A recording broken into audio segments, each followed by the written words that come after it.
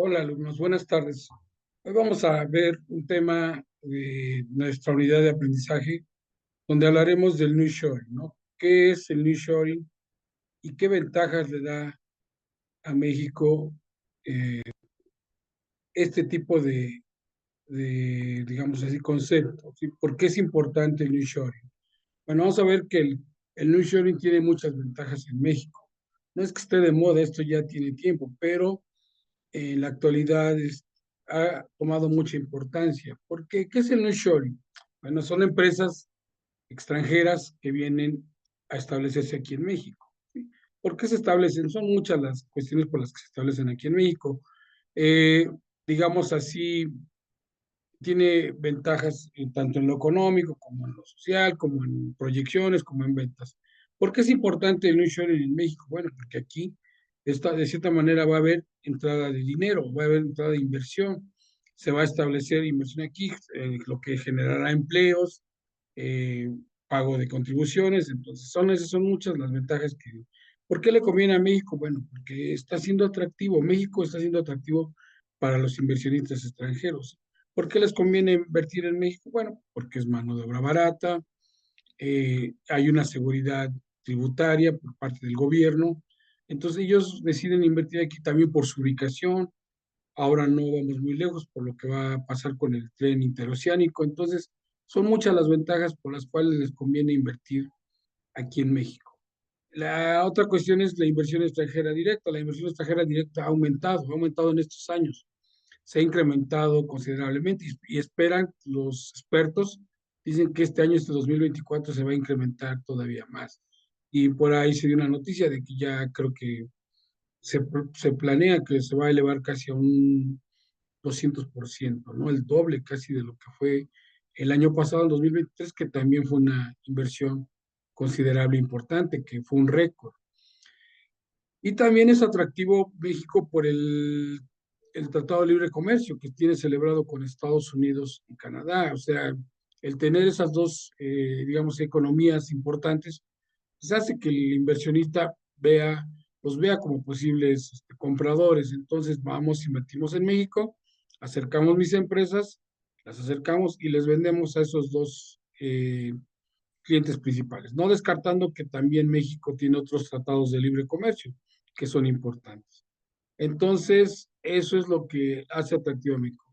Y lógico, a nosotros nos va a convenir porque nosotros vamos a tener mayor crecimiento económico. Sí, el Producto Interno Bruto se elevará considerablemente. Entonces, a ellos les conviene y eso es lo que nosotros debemos de aprovechar. Entonces, eso sería el nearshoring, ¿sí? Empresas extranjeras que se establecen aquí en México.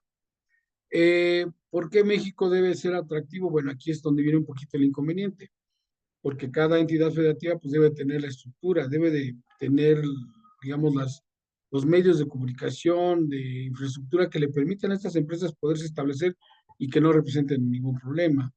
Ahora somos un país que exporta considerablemente, principalmente a Estados Unidos. Entonces, esas exportaciones y los tratados de libre comercio que tenemos celebrados hacen que ellos lo ven atractivo, los inversionistas extranjeros, porque nosotros, digamos así, mm, ellos pagarían menos contribuciones inclusive estarían hasta exentos.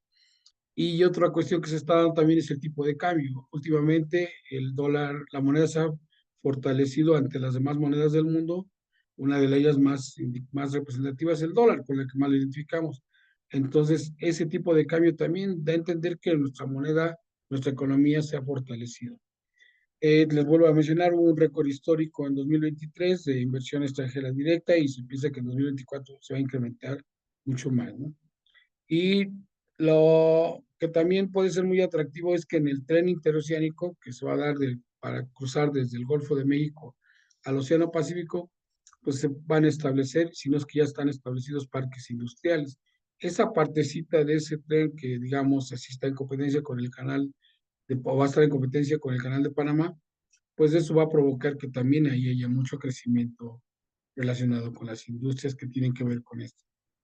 Se piensa que también el conflicto que hay entre Estados Unidos y China, donde quieren ser las mejores digamos, si las mejores economías a nivel mundial, que si no es que ya lo son, pues ese conflicto provoca que también China vea atractivo invertir en México, tanto Estados Unidos como China.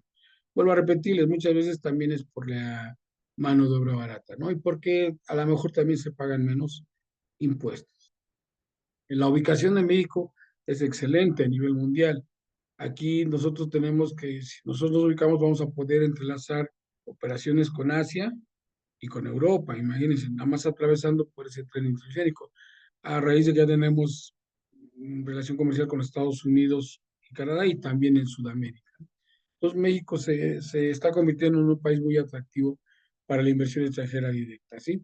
Entonces nosotros lo que vamos a hacer es acercar esas economías y pues, lógico va a haber muchos beneficios, ¿no? Uno de ellos es el pago de contribuciones de estas empresas, por lo cual a los gobiernos les conviene. Y no olvidemos que tenemos 14 tratados de libre comercio, entonces eso también hace que las empresas digan, voy, establezco mi empresa y sé que voy a pagar menos contribuciones.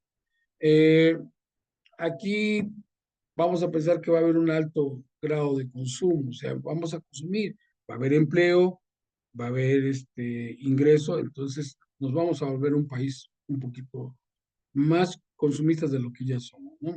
Pero vuelvo a repetir, tenemos que tener también el desarrollo de infraestructura, los estados tienen que crecer y se está dando, sí se está dando poco a poco, pero está dando.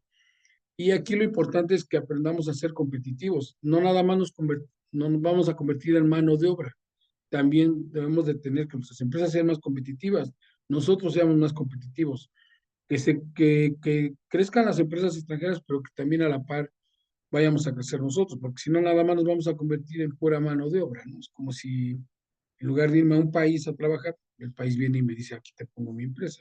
Entonces, no, hay que tratar de ser competitivos.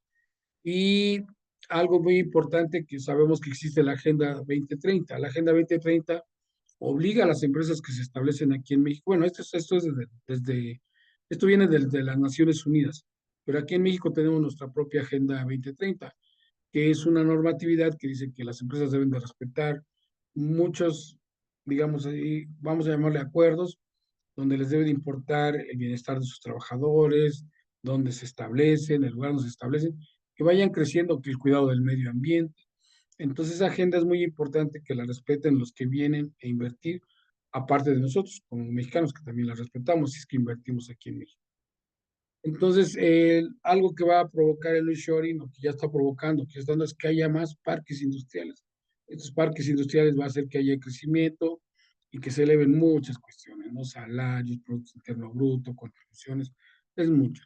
Pero vuelvo a repetir, hay que tener la tecnología. Para esos parques industriales requieren de que haya tecnología y empresas que se dediquen a establecerlos para que esto le convenga a México. Y pues una de las cosas, de las poquitas cosas que se podrían quejar es de la inseguridad, pero pues bueno, en eso tiene que trabajar el gobierno, ¿no? En darle seguridad a estas empresas a donde se vayan a establecer. Sabemos que los estados con mayor inversión extranjera pues es Nuevo León, Coahuila, Guanajuato, Jalisco, Durango.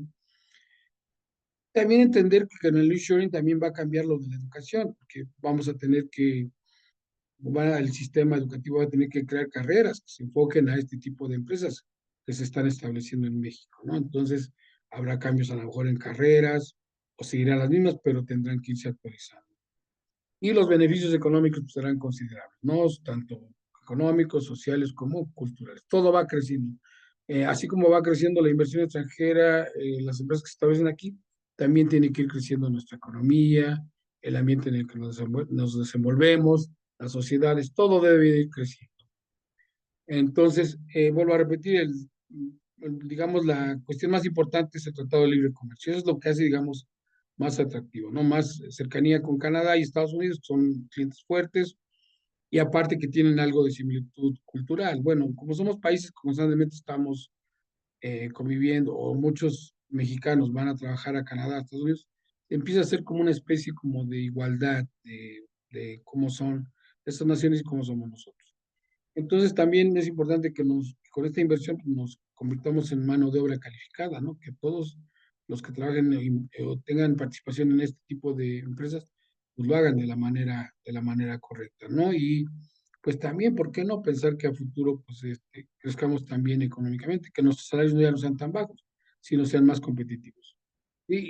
Pues también debemos de contar con la estructura y la tecnología que nos lo permite. El avance tecnológico es elemental y sabemos que en México lo podemos lograr. Eh, el tren interoceánico y vaya, pues, aquí nada más el tren interoceánico sabemos que ese es industrial, pero también se comenta que el tren Maya ya en algunas partes es tren de carga, o sea, y esperemos que se convierta en tren de carga a futuro. Esto va a hacer que crezca el sureste. Ya en algunas partes, como en Yucatán, ya hay ciertos tramos donde se maneja el tren Maya como digamos, como de carga, y esto va a permitir ese desarrollo. Y pues, aquí la Agenda 2030 tiene que tener un papel importante, obligar a esas empresas que se establezcan en nuestro país para que respeten esas normas. Entonces, eso es importante. Mm, Vuelvo a repetir, nosotros tenemos que capacitarnos, debemos de tener más habilidades, dominar el inglés, tener más conocimientos, prepararnos mejor, ir a la universidad y que la universidad proporcione carreras para darle espacio a este tipo de empresas. Y lógico, va a haber aumento de inversión, va a haber consumo, se va a ver también beneficiada la economía interna. Son muchos los beneficios que aumentos de salario, se va a disminuir el desempleo, indicadores que sabemos que siempre van a beneficiar a un país. Y estos, digamos, programas educativos se deben de adaptar a las necesidades que van a tener cada este tipo de empresas, incluyendo si nosotros también nos llegamos a volver competitivos, ¿no? Esas carreras que le permitan darle cabida a este tipo de empresas. Las desventajas del nearshoring pues va a ser que muchas veces que sea tanta la inversión y que no haya digamos así, que no haya los suficientes eh, seres humanos para cubrir este empleo, que haya un déficit de la fuerza laboral, que no alcancen a cubrir, que tengan necesidades de trabajadores y que estos no alcancen a cubrir eso. Eso podría pasar.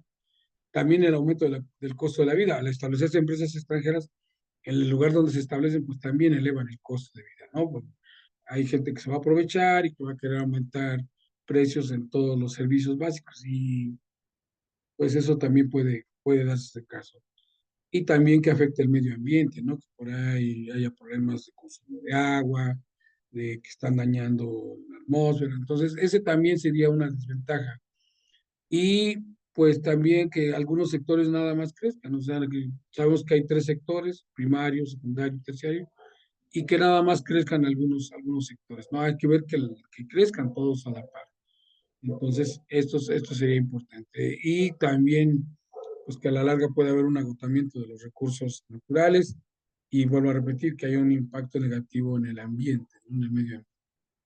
Entonces, también otro problema que se puede dar es que hay empresas extranjeras que a lo mejor no les convengan estar en una entidad federativa y se vayan a otra.